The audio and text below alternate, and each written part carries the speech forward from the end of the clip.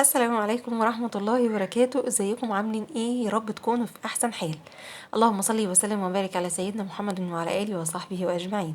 النهارده جالنا ضيوف على فجأة، يلي قاعدين يكفيكوا شر الجايين. لا يا ربي مش شر ابدا والله، اللي اي ضيف بيجي يا اهلا وسهلا بيه، والله بالعكس ده يا مرحب بيه. البيت بيزيد بركة وبيزيد خير على خير، بس اللي هو الفجأة دي اللي بتبقى يعني الواحد قلق منها مش عارف يعمل ايه. زوجي اصر طبعا ان انا اعمل لهم حاجه حلوه في السريع قبل ما هم يجوا. عارفين اقسم بالله كنت بعمل له في الانجاز ده غير ضغطي من ولادي، يا ماما ديت عايزه ادوق دوت، اعملي لي ده اعملي لي ده. كنت ملخبطه جدا، هتشوفوني ان انا عكه في الجاتو ده قوي. يعني انا اول مره اعمل جاتو قلت مش هعملها تورته بقى، اعملها ايه جاتو.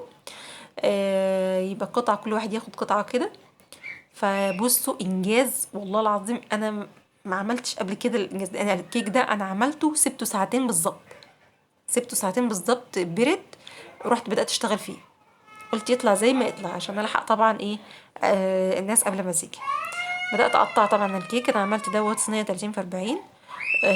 عملت واحده شوكولاته وواحده بيضه. وتعالي بقى رحت ايه حطيت الكيك، سقيته بالشربات. وبدات احط الكريمه. الكريمة برضو طلعت معايا تقيلة، بدأت أخففها باللبن. اللبن يا جماعة أنا عندي إن أنا أحط اللبن أحسن كتير من الباستري، أنا قلت كذا مرة الكلام ده. الباستري مش بيدي الطعم القوي الحلو بتاع الكريمة اللباني، يعني طعم الكريمة اللباني هو بيدي كده فعلا. خصوصا في لبن اسمه قشطة، اكياس كده. هو مش مشهور قوي بس فعلا والله جربته مع الكريمه دي، تحس ان فعلا اللبن كده يعني كريمه كده حلوه قوي. المهم ان انا عملت الطبقه الاولانيه من ديت ورحت ساقيه بالشربات، وبدات احط جلسها بالكريم شانتيه. اخد مني بالظبط 170 جرام كريم شانتيه. طبعا ده عشان انا ما عملتش التزيين اللي هي الروزيتات على الجاتو، حطيت بدل الروزيتات حطيت قطع شوكولاته هتشوفوها دلوقتي معايا. بصوا انا كنت بعملها والله العظيم في باستعجال، ما عملتش قبل كده كيك بالشكل ده، يعني في السرعه دي. هتلاقوني حتى اتلخبطت في اللي هي الطبقه التانية دي، ان انا ما سقيتش كيكه الشوكولاته بالسيرم، ورحت حاطه الكريم شانتيه على طول. رجعت رحت شايلاه ورحت حاطه السيرم تاني. لخبطه لخبطه بس يعني طلع حلو برضو، طلع كفاءة بجد والله. كل اللي كل منه بألف هنا وصحة. بدأت أبصه انت حطيت، رحت راجعة حطيت تاني ايه السيرم تاني او الشربات عليها. وبدأت ان انا جلستها كلها. وجبت قطعتها، حاولت ان انا اقطعها واعملها كقطع الجاتوم مظبوط. مش كل ده طبعا بتعمليه يا اما بالمزورة يا اما مسطرة عشان تطلع الحاجة معاكي مظبوطة. وحطيت عليها شوية جناش والقطع الشوكولاتة اللي انا ايه هتشوفوها دلوقتي لروزتات. هي دي، هو ده الاستعجال. اعملي حاجة بسرعة قبل ما الناس تيجي عشان نقدمها لهم. يعني اروح اجيب من بره ولا هم عارفين ان انت بتعرفي تعملي الحاجات دي، فلا تعالي ايه انا اعمليها لي، اعملي الحاجات دي بسرعة دلوقتي. فده الاستعجال. وبعدين ما كانش عندي الامكانية، يعني الحاجات متوفرة قوي يعني. من دي من الحاجات برضو اللي الواحد كانت مضايقان ان حاجات مش متوفرة قوي معايا. حطيت من صوص التوت، وصوص التوت دوت كان قليل جدا معايا فعمل شكل بشع، بس والله كان طعمه حلو في الاخر. الطعم كان سيبك انت، كان تحفة جدا. وبدأت ان انا احاول ان انا اظبط الاطراف. كنت المفروض احط الاول الصوص بتاعي وبعد كده اسوي الاطراف، عملت العكس، لخبطة. مش مشكلة. المهم ان هو طلع في الاخر مظبوط، والطعم مظبوط بتاعه. المكونات بتاعته ايه بقى عشان انا برضو ايه تبقي على درايه كده. ال 30 في 40 ديت بتاخد كوباية دقيق، 250 جرام دقيق، 100 ملي مية، 200 جرام سكر، 35 جرام نشا، واربع بيضات فانيليا، معلقة ونص صغيرة بيكنج باودر، معلقة كبيرة محسن جل. الحاجات ديت لو عندك عجان حطيهم كلهم مع بعض. في 4-5 دقايق هتلاقيهم كلهم اتظبطوا. اما لو ما عندكش عجان، ابداي حطي السوائل الاول، البيض، بعد كده الفانيليا، بعد كده حطي السكر، وبعد كده حطي النشا، حطي ميه، حطي الجل، حطي البيكنج باودر كده بالتدريج. وبعد كده هتحطي اخر حاجه الدقيق، وبتقعدي تضربي كتير كتير كتير عشان الكيكه تجيب لك القوام بتاع الكريم شانتيه، اللون الفاتح بتاعها. تمام. اديني اهو قطعتها زي ما انتوا شفتوا التوت عمل ازاي، منظر التوت. معلش هي جت كده، بس طعم والله كان تحفه جدا. طبعا طلعت لهم الحتت المظبوطه قوي. معظمهم طلعوا من الشوكولاته اللي هي ديت، عشان كانت مظبوطه وشكلها كان بيرفكت حلو. وحطيت شويه جناش وبس. بدأت بقى ايه ان انا اشوف بقى حالي في المطبخ واظبط حالي. بس ايه قلت ايه اطلع واحدة كده، وعشان اعملها برضو ايه كريلز واطلعه على اليوتيوب، وتبقى كفيديو ليا. تمام. بس كان الطعم جميل. بعت منها كمان لمدرسة مؤمن وبقى لزمايلي. كانت حلوة قوي. جيت بقى دخلت المطبخ، كمية مواعين يعني بشعة، وروتين بقى ايه المطبخ ده بيبقى هتقيل على قلبي، بس لازم ان انت تعملي حاجه زي كده عشان لو حد دخل المطبخ يبقى مطبخ نظيف والكلام من ده. تقيل على قلبي في ايه ان انت يعني مضغوطه وراكي حاجات كتير وعايزه تظبطيها، وفي نفس الوقت المطبخ ده يعني لازم جزء كبير من البيت، فلازم اروقه واظبطه واخليه ايه كويس جدا. في خضم ده كله بقى الاكتئاب والزعل والحاجات الوحشة كلها من الأخبار الوحشة اللي حوالينا. يا رب انصر المسلمين، يا رب انصر المسلمين في كل أنحاء العالم. ربنا يصلح الحال للبلاد كلها يا رب، ويثبت اقدام المسلمين يا رب العالمين. فدلوت بقى بس يا مؤمن، شوفي حصل ايه وحصل ايه وحصل ايه. فده ضغط ده مع ضغط ده، الواحد يعني كان بيعمل الحاجة مكتوب. الحمد لله اليوم ده واتعدى على خير. بدأت اظبط مواعيني وخلاصها، برغم ان انا بيبقى عندي غسالة الاطباق، بس بستمتع في غسيل المواعين، خصوصا في الصيف. الشتاء مش مشكلة بقى، بحط الحاجة في الغسالة والدنيا بتتظبط، والغسالة بتبقى بصراحة بتعقم لي وتظبط لي وتغسل لي وتشطف لي بصوا يعني بتعمل لي كل اللي انا ايه عايزاه.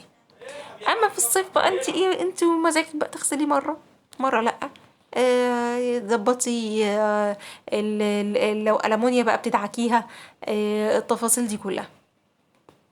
خدي بالك ان في غسالة الاطباق التيفال مع استمرارية غسيله في غسالة الاطباق بيقشر. يعني دي معلومة برضو انا عايزة اقولها لك. ايا كان غسالة الاطباق بتاعتك، حتى لو درجة حرارة قليلة، مع الاستمرار في غسيله بيقشر. فاحسن حاجة لغسالة الاطباق، ومش هتقولك لا في اي شيء، الاستانلس. انا عندي التيفال كله بغسله على ايديا، عشان جربت في طاسة عندي غسلتها كذا مرة في غسالة الأطباق بدأت تقشر تقشير غير عادي. لكن التيفال ده عشان أصلي قوي، اللي هو تيفال الزهران، ما شاء الله قشر حاجات بسيطة. قلت ما جربتش تاني ان انا احطه في الغسالة تاني. بدأت ان انا اي حلل تيفال، اي حاجة تيفال عندي ما تتغسلش في غسالة اطباق نهائيا. عندي بقى جبت المسحوق ده، روعة روعة، ريحة ونظافة ولمعان، ما اقولكمش جمال. وجبت شوية برضو، قلت ايه كلور بقى مطهر، حاجة كده مطهرة، ورحت مظبطة بيه الحوض، دعكته كده. طبعا انا بعمل بالراحة وخايفة لان صوابع ايدي بتاكل قوي من الكلور ده. الكلور بيخلي الاستانلس يلمع. بس نزلته شوية كده بحيث ان المسحوق ما ياكلش قوي ويحفر لي في الرخامة. وبدأت أدعكها كويس جدا، ودعكت الحيطان. بصوا روتين بقى، روتين بقى، هو ده الروتين بقى يا جماعة، هو ده اللي بدأت بدك روتين. ما بحبش أعمل الفيديوهات دي والله العظيم، بس إيه قلت أكمل بيها الفيديو بتاع الجاتو ده. يعني هنزل قطعة كده بسيطة منه، لا يعني حتة منه كده. قلت لا أنزل روتين الفيديو ده. آه بدأت ان انا اهو ظبطته ودعكته من جوه، خلصته تماما، ظبطت الحيطة حوالين منه، وغسلت حتى الفلتر من بره عشان لو في اي طرطشة مية جت عليه اي بقع، وظبطته ويعني خليته يلمع. اي حد عنده الاستانلس مش بيلمع والله حطيه الكلور، كلور فظيع مع المسحوق اللي هو فيما او حاجة زي كده. اللي انا جايباه دوت جبته من كازيو، جميل جميل جميل. بس والاسفنجة دي حاجة كده ايه وهم اللي هو تلملك كل الصابون مرة واحدة. ادي منظر الحوض بعد ما انا خلصته. آم، حافظي على الاسمنت اللي حوالين الرخامة بكل الطرق، لو فراغات طلعت املكي حاولي تحطي تاني اسمنت فيها. قبل ما اكمل حوار الاسمنت دوت انا جبت السترس، قلت بقى اظبط بقى بالمره البوتاجاز، يعني اخليه كده بربرو بعد ما نضفت الحوض وخليته بربرو اهو. رحت لا ازاي هيعدي الحوض كده، حط فيه الايه الحوامل البوتاجاز، وبدأت ان انا الم كل اي بقايا اكل وقع على البوتاجاز الاول، اكنسها كده والمها وارميها، وبعدين ابدا ارشه بالسترس. السترس ده حاجه كده رهيبه بصراحه، جميل زي ما انتوا شفتوا كده. هرمي عليه رشه بالسترس، هينزل لي كل الدهون. وبعدين اديكوا شايفين البوتاجاز بقعة فظيعة من الاكل بقى، تراكم الاكل. انا سايباه بصراحه بقالي بتاع اكتر من اسبوعين ما بغسلوش خالص، عشان لو عملت فيديو زي دوت وجات اللحظه الحاسمه ان انا اعمل فيديو. بس دعكت بقى، شلت كل الفويل ورحت رشاها وحطيتها في الحوض.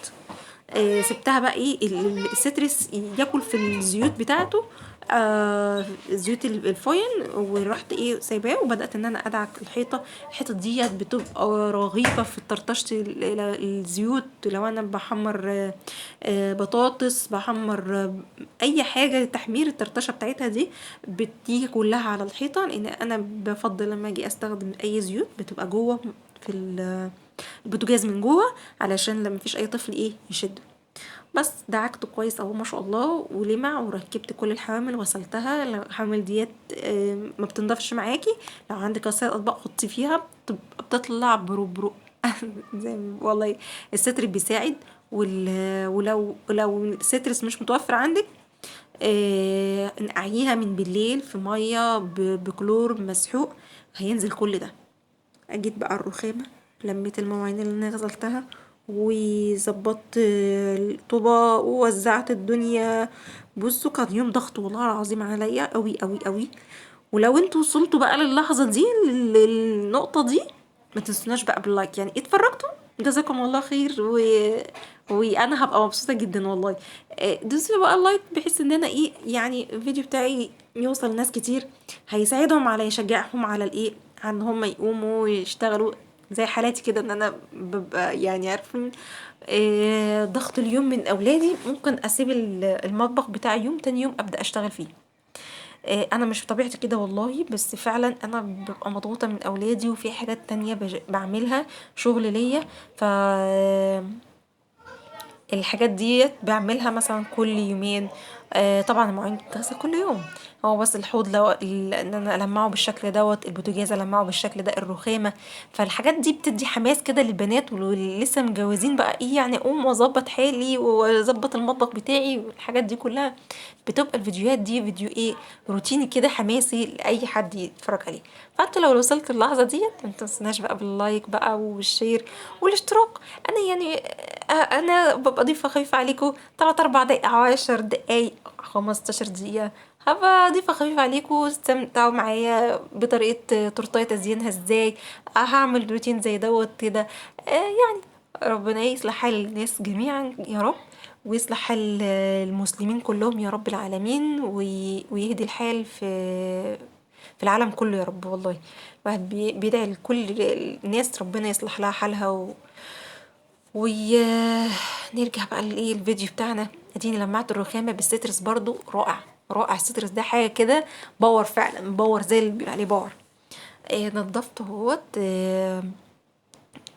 دعكتها بالليفة السلك وجبت قماش بقى شلت كل الصابون مرة واتنين وتلاتة على فكرة، علشان ايه برضو لو وقع بأي بقايا أكل مش اللي هو ان انا خلاص بقى لا ده ارميه، اصل السترس كان ممعة بيه، لا انا بغسلها مرة واتنين وتلاتة، بشطفها بالمية، يعتبر بشطفها بالمية ان انا اغسل القماش وامسحها تاني، اغسلها القماش وامسحها تاني، ده بغسلها كذا مرة بس. والكلور بقى عايزه اقول لكم حاجه، وهم السترس مع الدهون، الكلور حاجه جميله جدا في الرخامه وفي وفي الاستانلس.